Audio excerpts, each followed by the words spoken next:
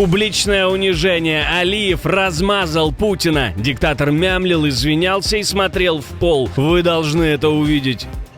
Огонь на поражение российских самолетов станет в разы меньше. Принято неожиданное решение. Одиозный политик причастен к шпионажу в Евросоюзе? Громкое расследование запущено, и его уже не остановить. Главный друг Путина в Европе уже готовится собирать чемоданы.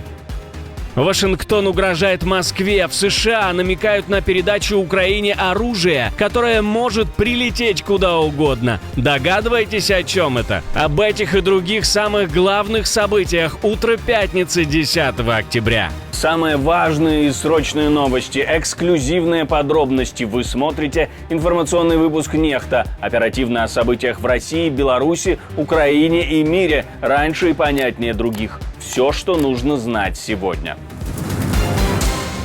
Европарламент разрешил сбивать российские дроны и самолеты, нарушающие границы ЕС. Историческая резолюция, фактически дающая странам ЕС право открывать огонь по всем воздушным целям, которые незаконно вторгаются в их пространство. Европарламент поддерживает любые инициативы, позволяющие ЕС и государствам-членам принимать скоординированные пропорциональные меры в ответ на нарушение их воздушного пространства, включая сбивание воздушных угроз.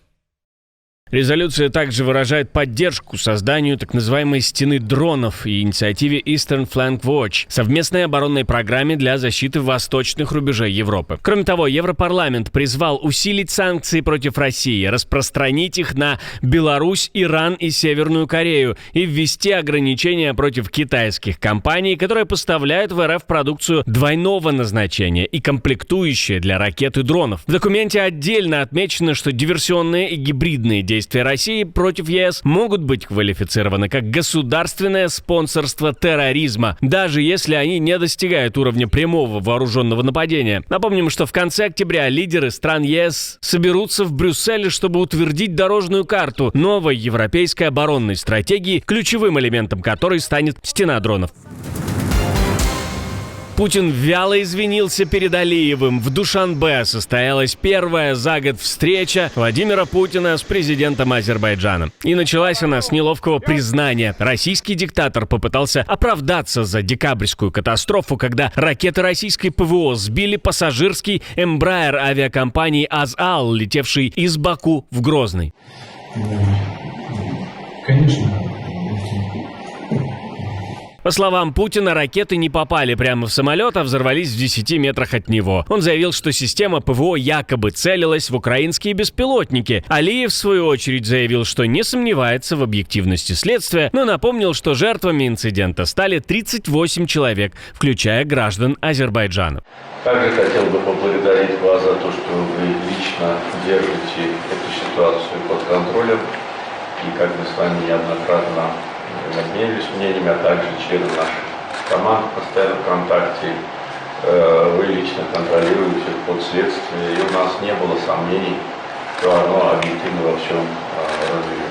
Напомним, 25 декабря 2024 года самолет «Азал» рухнул недалеко от Актау в Казахстане. Через несколько дней Алиев публично обвинил Россию в обстреле борта с земли и потребовал признания вины и компенсаций. Путин тогда звонил Алиеву несколько раз, выражал сожаление и просил прощения, но отказался признавать ответственность России. Летом 25 года Азербайджан сообщил о намерении передать дело в международные суды. Теперь, спустя почти год, Путин фактически подтвердил, что ракеты выпустила именно российская армия, хоть и добавил, что, конечно же, не специально. Но военные эксперты называют такую версию чистой фантазией, мягко говоря. Современные зенитные ракеты, в том числе российские «Панцирь-С», взрываются специально на расстоянии около 10 метров от цели и выпускают тысячи мелких металлических осколков, которые пробивают самолет. Это нормальная работа системы, а не сбой. На обломках самолета видно множество мелких дырок, именно таких, какие оставляют поражающие элементы ракеты. Версия про обломки не выдерживает критики. Если бы ракеты действительно самоликвидировались, как говорит Путин, они взорвались бы далеко от лайнера, а не рядом с ним. О том, почему вдруг Путин решил извиниться и о чем это может говорить, мы спросили у политолога. Азербайджан в этой истории, он на фоне договоренностей, которые у них произошли с Арменией, на фоне более активного участия Соединенных Штатов Америки во всех этих процессах и того же Трампа, и вот Аргузский коридор, где коридор Трампа, как уже кто-то окрестил и так далее. То есть они видят, мне кажется, что в Москве видят, что, по сути, Азербайджан, находясь в такой важной стратегической части Южного Кавказа, он все больше и больше ведет независимую политику. Я уже не говорю о взаимодействии с Украиной, потому что это тоже важно.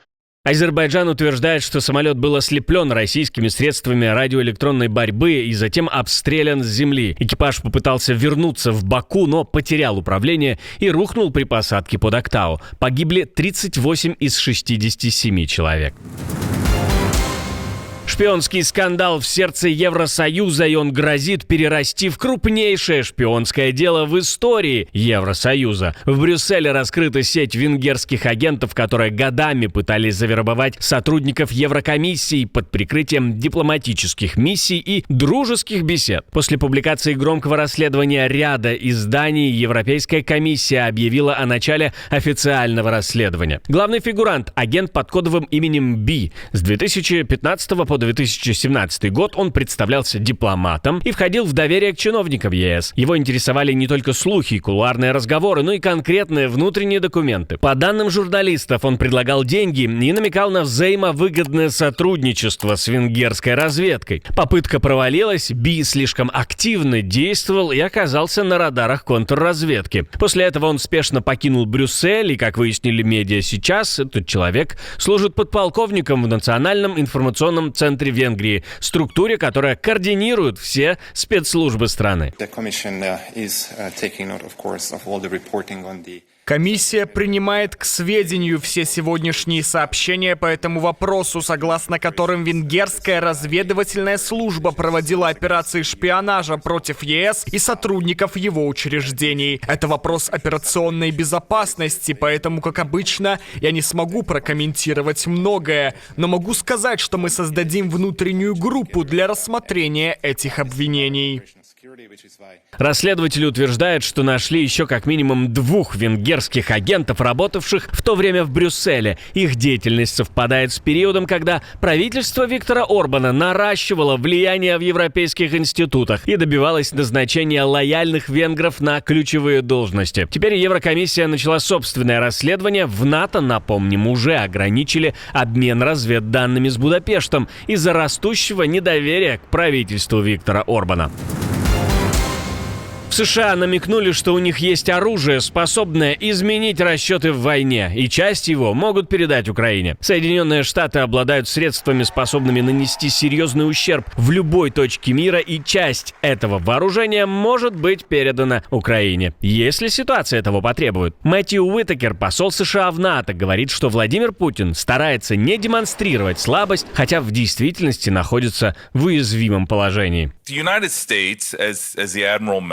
Соединенные Штаты обладают возможностями, которые в настоящее время не развернуты на поле боя в Украине, которые являются грозными, мощными и могут буквально нанести серьезный ущерб в любом месте и в любое время, которое мы выберем. И некоторые из них потенциально продолжат перемещаться в Украину для использования, и это может изменить расчеты в войне. «Мы урегулируем это», — говорит Дональд Трамп, и заявляет, что намерен положить конец войне, которую Россия ведет против Украины. Назвал себя самым успешным миротворцем в истории. Выступая перед журналистами, американский президент подчеркнул, что уже урегулировал 7 войн и близок к 8-й. Это была цитата. На прошлой неделе, кстати, погибло 7000 человек в России между Россией и Украиной. Думаю, мы это урегулируем. Не думаю, что кто-то в истории урегулировал столько конфликтов, но, возможно, они найдут причину не засчитать это мне. Возможно, так и будет.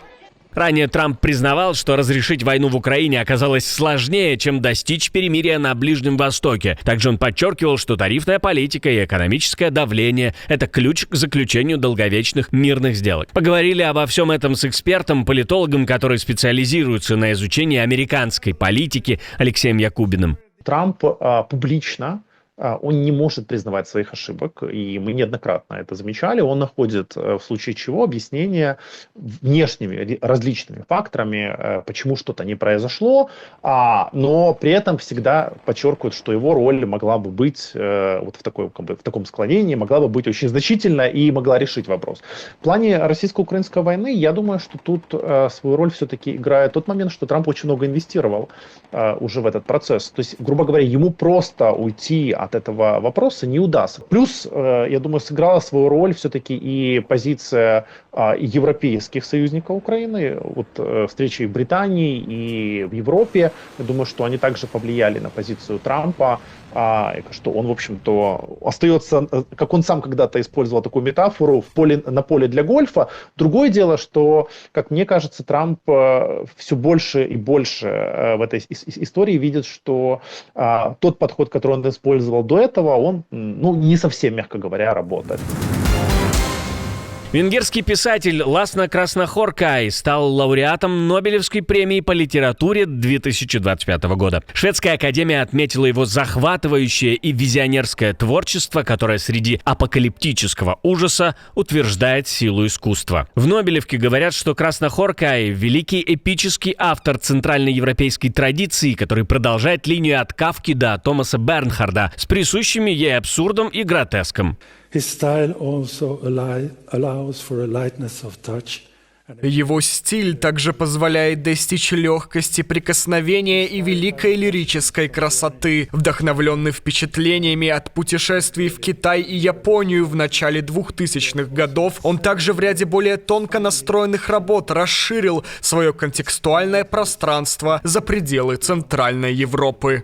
Действие его книг разворачивается в забытых уголках Центральной Европы, от венгерских деревень до немецких городков, а также в странах Дальнего Востока, где путешествия в Китай и Японию оставили сильный след в его творчестве. Краснохоркай стал вторым венгром, удостоенным этой награды после Имре Кертеса в 2002 году. Писатель родился в городе Дьюдла, недалеко от румынской границы. Его первый роман «Шатан Танго», вышедший в 1985 году, мгновенно стал литературной сенсацией в Венгрии и до сих пор считается одним из главных произведений постсоциалистической литературы Европы.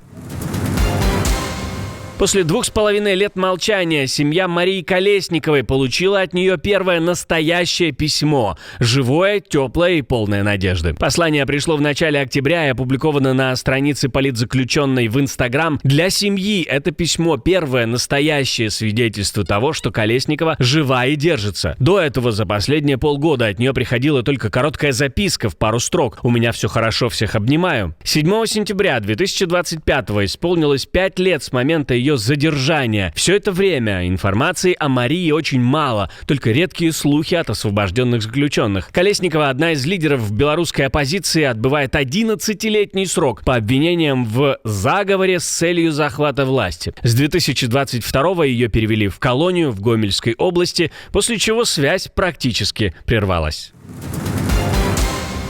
Отдельное спасибо, что досмотрели до конца. Спасибо за ваше доверие. Жду развернутых комментариев, лайков и репостов. Это важно, чтобы нас становилось больше. На этом пока все. До новых встреч и хороших вам новостей.